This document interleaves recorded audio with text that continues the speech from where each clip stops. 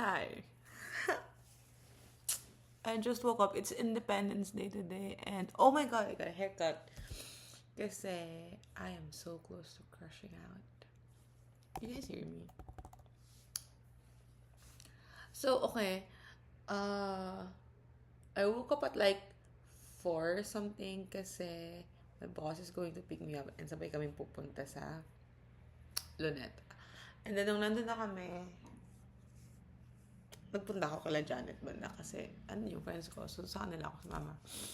Tapos, syempre, antok na antok ako pagkabalik. So, mga nakauwi ako. Hindi. Hinatid din nila muna kami. So, ako nagpatid ako sa may parang something somewhere. Tapos, nag-rob na lang ako kasi gusto ko magpagupit. And, ang pinagupit ko is, I actually just want like a straight bob. Pero, sabi ni Ate Remy has been cutting my hair since I was a kid. Sa bench, fix, sa Robinsons. Sabi ni Ate Remy, the first time she saw, like, the moment she saw me again, she was like, oh my God, hindi na kita makilala. Dalaga ka na. Ate Remy. Kasi, like, simula ng pandemic, hindi na ako nagpupunta sa kanya. Kasi nga, ako lang kay Archie lang ako nagpapagupit ng buhok, ganyan, ganyan, and nagko-color, ganyan, ganyan. So, si Ate Remy na naman nagdesisyon sa buhay ko. Sabi ko lang kasi, straight bob and like, gusto ko, shoulder length. Kasi nga, lagi ako nagtatali ng hair, di ba? Sabi niya sa akin, hindi tanggalin na natin lahat ng color. So, yeah, tinanggal niya lahat ng color na meron ako sa buhok ko. Which is okay for me kasi nga, gusto ko naman na din talagang tanggalin yun. Also, I look like a little boy again. And yun lang. Tapos na din kasi naman yung mga event ko. So, okay na magpagupit ako kasi hindi ko na kailangan masyado mag-ayos. And although, let's do a haul first of everything that I got. I was at the mall, diba? So, I went to Mango. Again, I love Mango. I'm a Mango boy. And then, meron ako mga i-unbox na parcel. Wait lang. Nagkugutom ako. Bago ako mag-unbox. Oh my god, this is my favorite bread pala. Tasty. Do you guys call this tasty? Kasi pag mga ganitong, di ba? Tasty yung tawag ko. So, this is from Hiran. Sobrang iba yung, may 3 types doon ng tasty. Ito yung masarap. Para siyang, wala. Para sa akin, okay na siya ng, walang palaman. Also, guys, let's talk about substance. Ayan na, may pinag-uusapan na tayo. Kasi nga, gusto ko din magkaroon ng substance tong yap sesh ko. I don't know if I can execute it, pero let's try. So, okay, I have been, so kakainin ko lang ito ng ganito kasi ng palaman. Kasi I like my bread like that. Lalo na pag pandesal is perfect as it is. You eat it as is. And, sobrang perfect niya na. Kahit wala talagang palaman. So, ayun nga.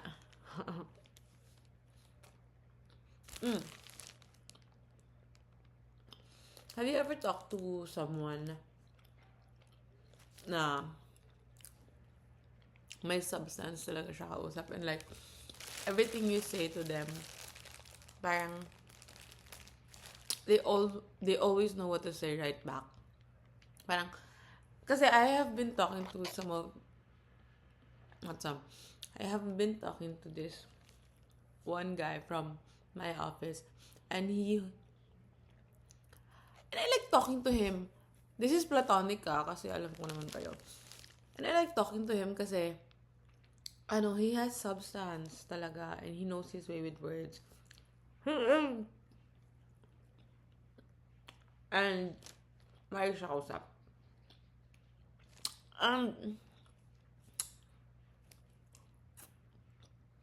Wait lang, I'll give you an example.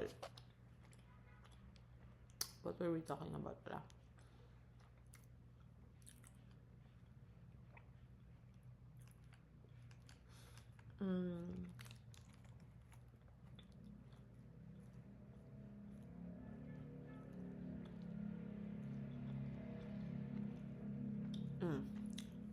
Kasi may tinanong ako sa kanya. Kasi ewan ko, baka niloloko lang ako ng mga tao doon. I mean like, no, pero parang akala ko ex na yung isa doon. Kasi yun yung sabi ni Janet. Yun pala, hindi. So parang tinanong ko, kasi nga parang na-bring up yung name nung and. So sabi ko, is she your ex? Tapos sabi niya, may ex? Ganyan. Tapos ganyan. And then sinabi niya yung story nga, ganyan. Sabi niya also, I very rarely confirm nor deny rumors. Tapos sabi ko, not a good thing. Tapos, kasi I asked him, how could you not care? Tapos sabi niya, I've learned to deprioritize things beyond my control, such as people sending rumors. And then he also said that I used to care a lot. Pero I find that it's just been sapping away at my energy when I should have been allocating it with people and things that matter to me. Went as far as I spent all of my energies clearing my name, and I haven't had the bandwidth of being a good son, friend, or colleague. Yon. And then I said something that I'm not gonna say here. Oh my god. But like, you get the point, right? I like talking to people like that. Na parang they can explain themselves. They can express talaga. Because I can't do that. Feeling ko nga dito sa Yap Sesh ko, nagsistruggle pa ako ano sa inyo kung ano yung gusto ko talaga sabihin. Yeah. Tapos, yun lang, substance. I like talking to people with substance. I mean like, parang siyang nakakahawa. You know, like parang, pag may substance yung kausap mo, nagkakaroon kayo ng substance. Kasi nga, I mean like, kusa siyang lumalabas. Pag ganon.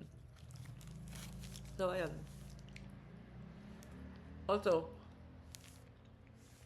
I'm so close to crashing out. Have I said that? Nung simula? Bro.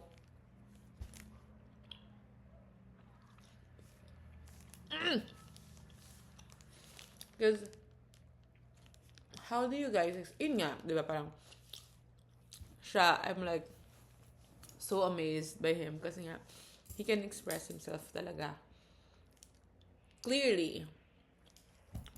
And I can't do that. I can't do that because, I don't know, siya has been telling me that I'm avoidant, and I feel like I really am. Talagang sinabuhay ko ang pagiging avoidant. Because something happened last night with me and and I have been avoiding my emotions since last night. I slept the whole day lang today. And ayun nga, I cut my hair and then I slept the whole day. So,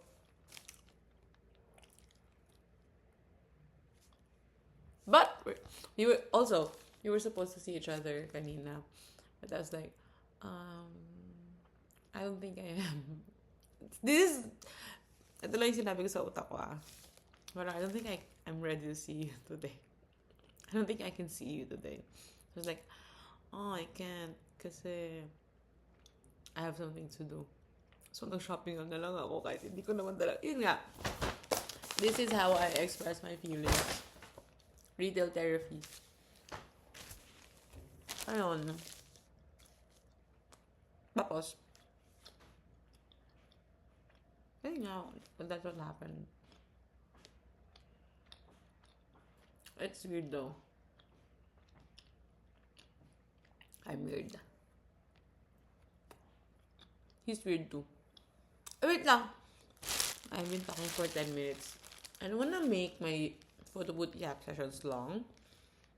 So, let's start with my haul. Also, kasi he's asking me to watch something. Let's start with my mango stuff. Also, I'm almost 3 months na ako sa office. Never ako nag-ulit ng damit. And everyone there knows I'm paid the least.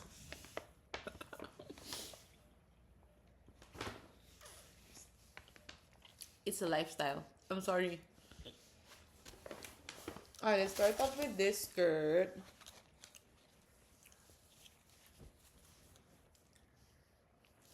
Although these are all on sale. Sale sila. So I was like, oh my god, let me in.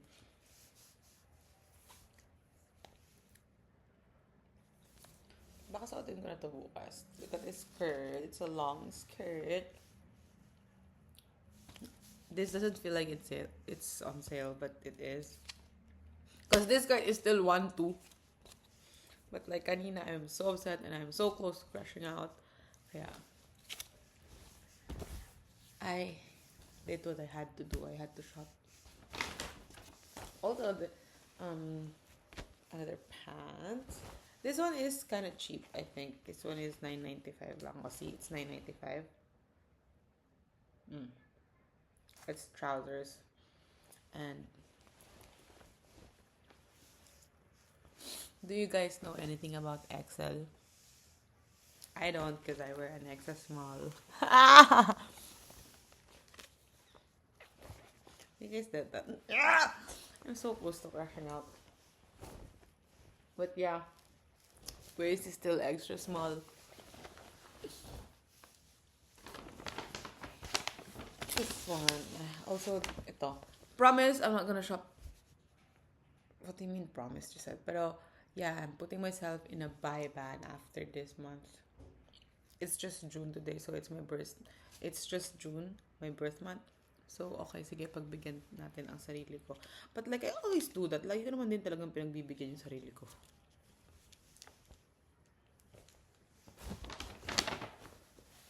It's just, oh, this one is my favorite one.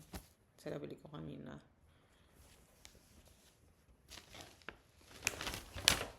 Para akong, ano dyan, Madam.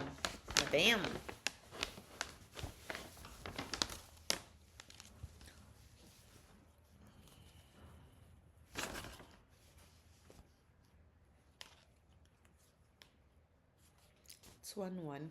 Ano ba, Gisette? Parang kanina hindi mo tinignan yung mga presyo. 1-1 yun. Ito, $8.95 lang. Suotin ko na kaya to bukas. Kaso pag sasuotin ko to bukas, laban ko na siya ngayon.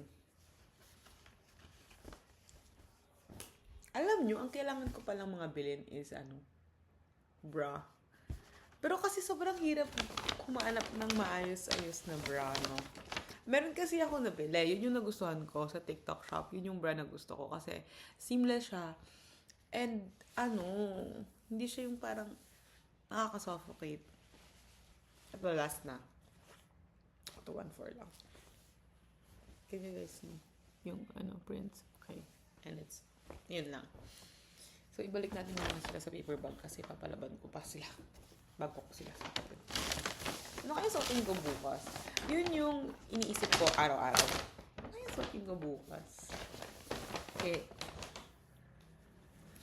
So, ayun nga. Let's talk about situationships then. Yun ang favorite game ko. Having situationships. Everyone knows that. Everyone in my life knows that.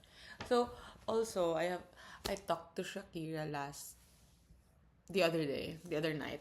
We talked for like, matagal. I like talking to Shakira kasi she also has substance when it comes to life. When it comes to talking about life and stuff like that. We have come so far kasi, syempre, nakilala namin yung isa't isa nung college lang. Ay, nung high school lang. Ay, nung grade school.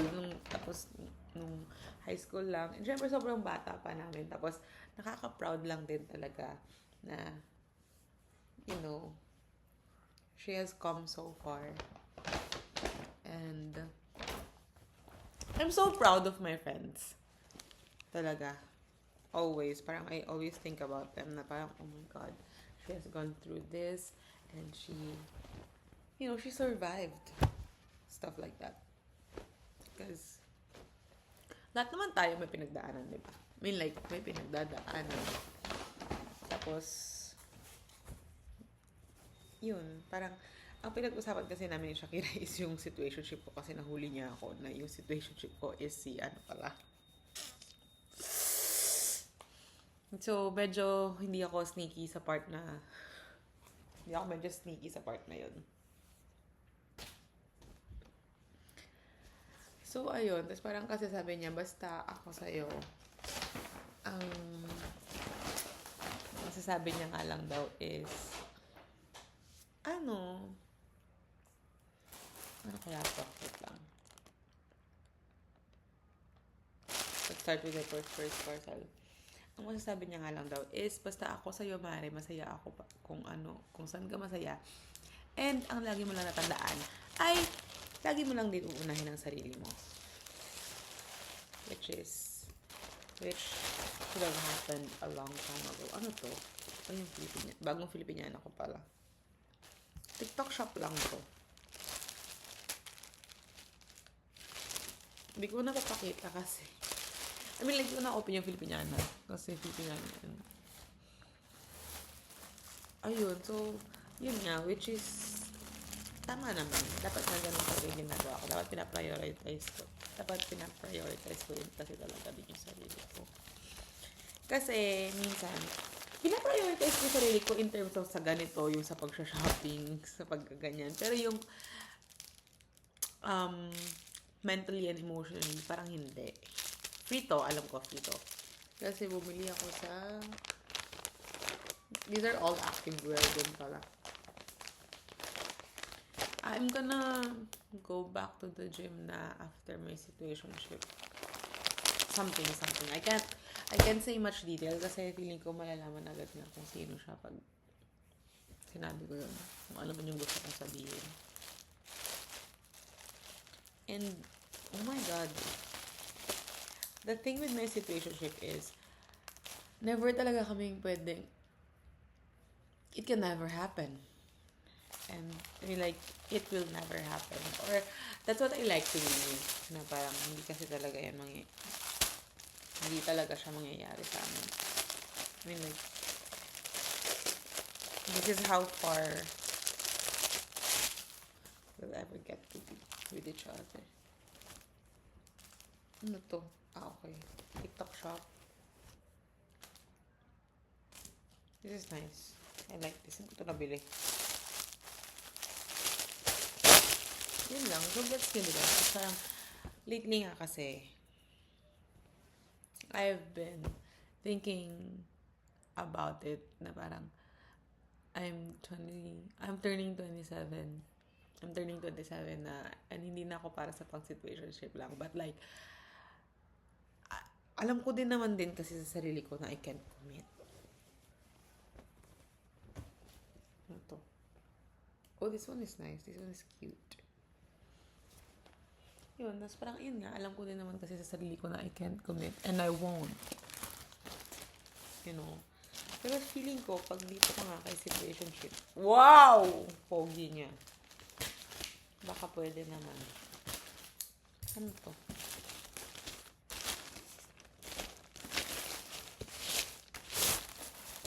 Bakit naka-box? Ano to?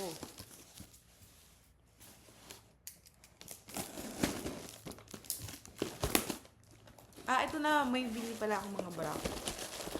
So, kasi nakita ko lang din ito sa, sabi ito daw yung magandang bra. Sana true.